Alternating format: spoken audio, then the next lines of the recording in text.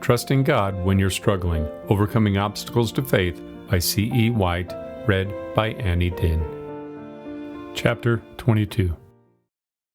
Hope. Hope means hoping when things are hopeless, or it is no virtue at all. As long as matters are really hopeful, hope is mere flattery or platitude. It is only when everything is hopeless that hope begins to be a strength. G.K. Chesterton. I wrote a whole chapter on hope, then realized I'd said a lot of words about hope without actually inspiring any.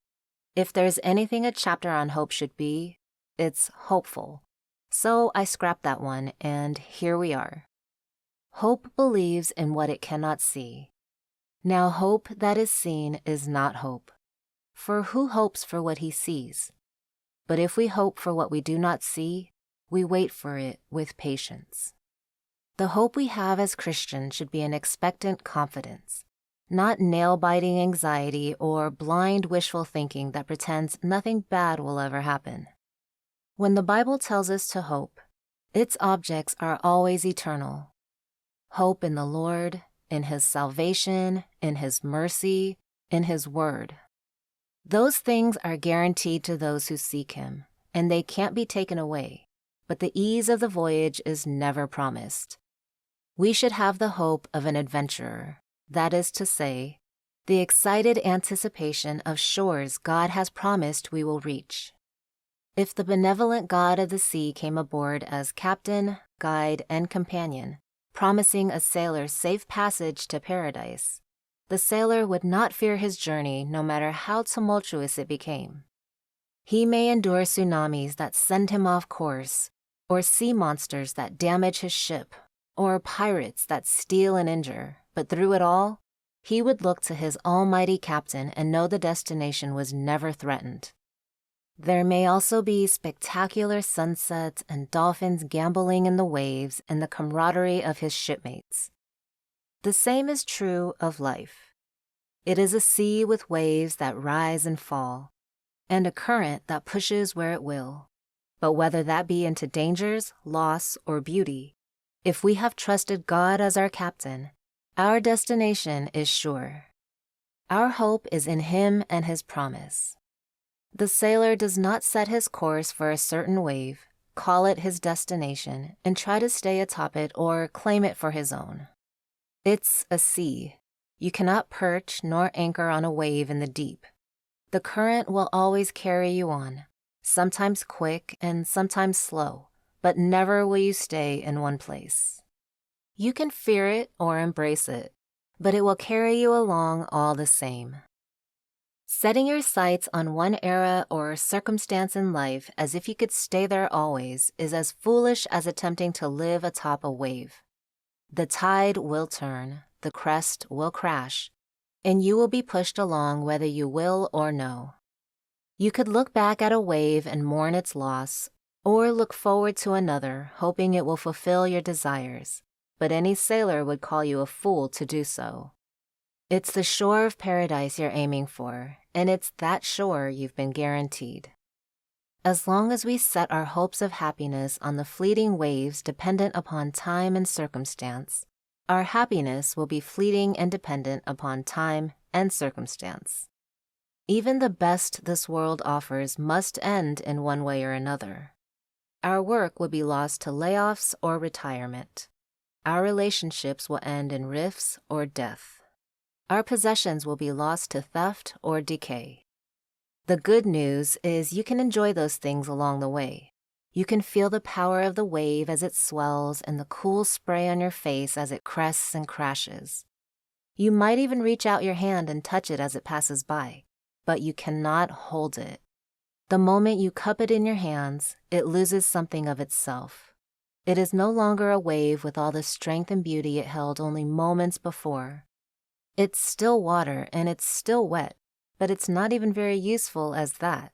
You can't drink it. The wave was never meant as sustenance.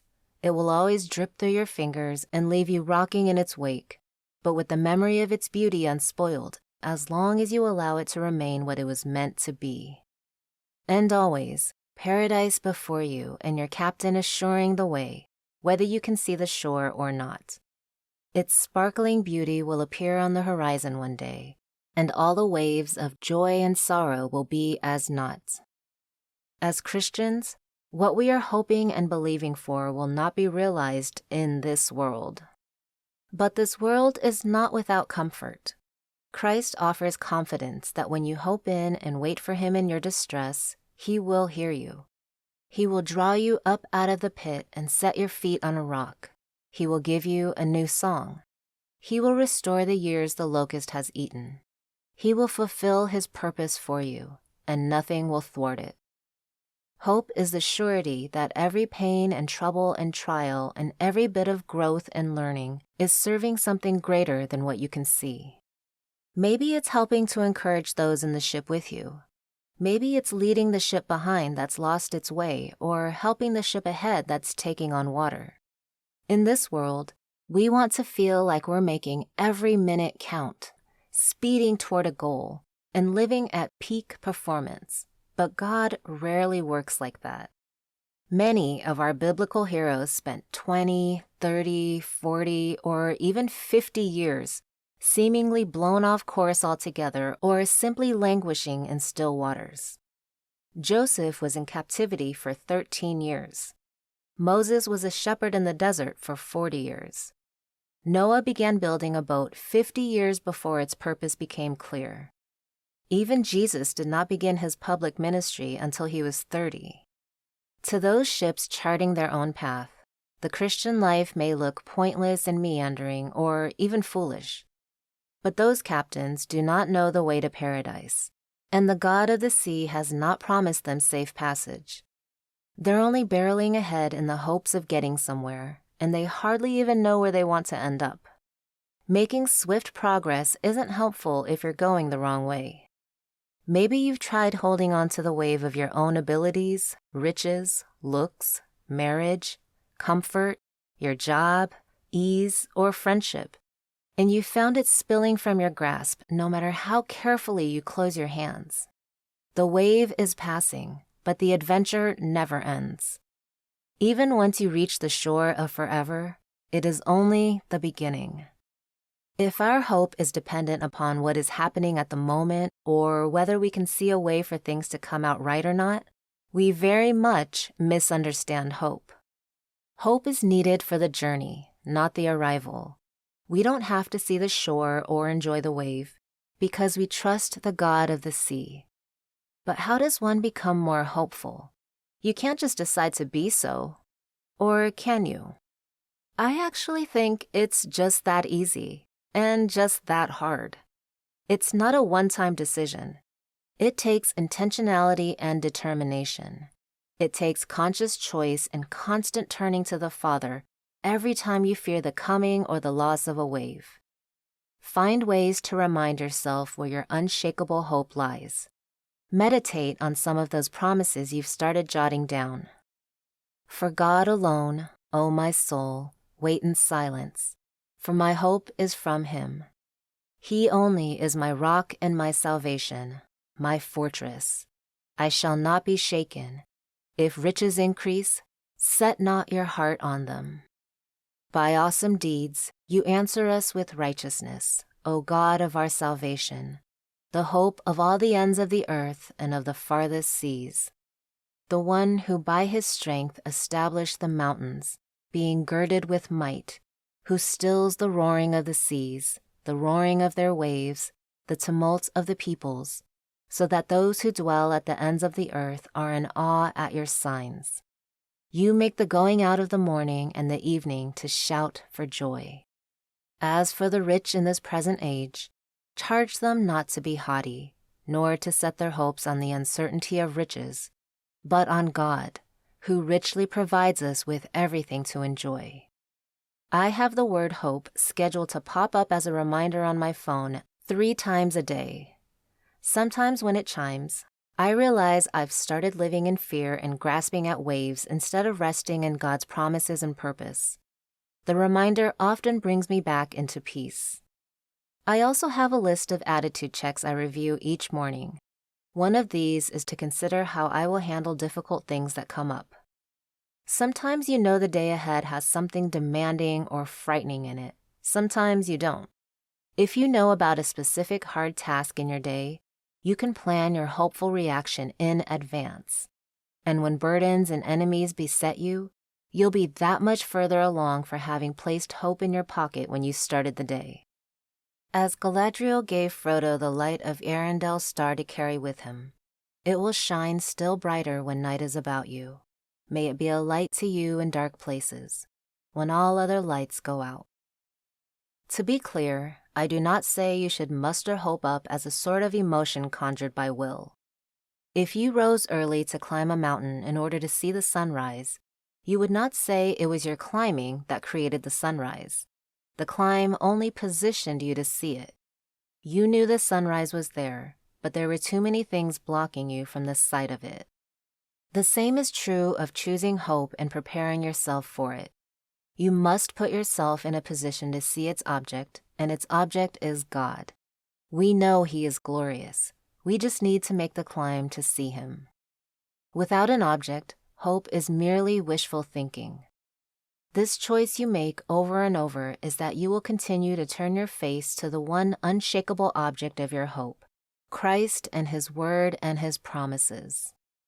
Living with hope in God's guidance is not happenstance.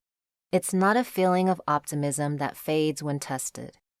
It's a decision made based on an assurance that cannot be shaken, an expectation of good, and a knowledge that the character of God is unquestionably trustworthy. Let us hold fast the confession of our hope without wavering, for He who promised is faithful. It is impossible for God to lie, and He has given us this hope so that we might hold it fast, a sure and steadfast anchor of the soul. The ship may drift and sway, but your soul can remain anchored in the character of God who rules not only the sea, but the universe and time itself. Takeaways. Hope is an expectant anticipation of what God has promised us. Our hope should be grounded in the eternal. Everything in this world is fleeting, and if we place our hope in it, that hope will be fleeting as well. It may seem like God takes a lot of detours, but only He knows where we're going and what it takes to get there. When we trust in God, the destination is never in doubt, no matter how difficult the voyage. Eternal hope brings us peace because we no longer have to find our own way into either purpose or paradise.